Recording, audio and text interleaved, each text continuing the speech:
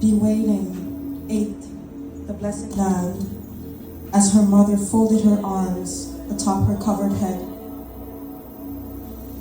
Her howl clawed at her daughter's innards and purged her womb of the dead. The accursed mound of flesh had fought to be among the living.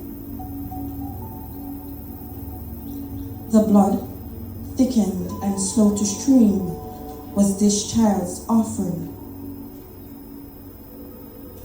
Only there was no answer to the old woman's pleading. Only secret whimpering beneath veils and the elders telling of an old tale. One of a woman unspoiled, traveling alone along the shore, who was called to the ocean by a sound resembling her father's snore. She called out to her father, surely slumbering on his fishing boat. But there wasn't a sound to comfort her worry, not even the wind would blow. She could not see, but the waves guided her wandering feet. Hesitant, she stopped a while and considered the mysteries of the deep.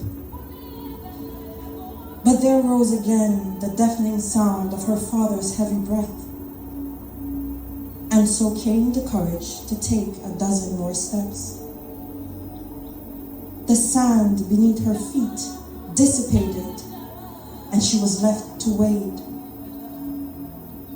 Fright beheld the gal, and her wet face turned pale.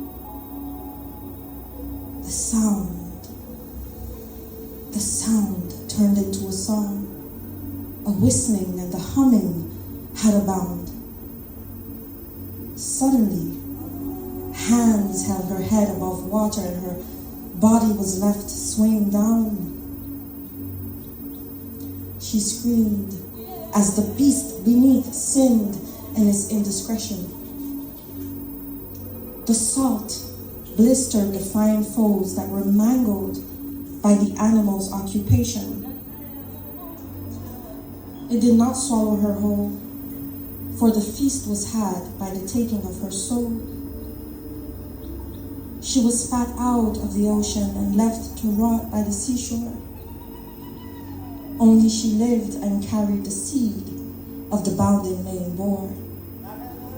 So it is told by the carriers of the stories of old. The young woman listening could hardly let out a sigh. Tired, she only cried, watching her mother wash her departed with herbs at her bedside.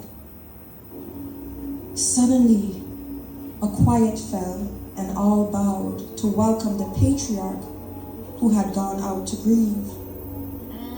All turned their head in horror as the water trailed behind his feet, for all had known that he was out to sea, where he often laid atop his boat and was heard in a deep sleep. Thank you.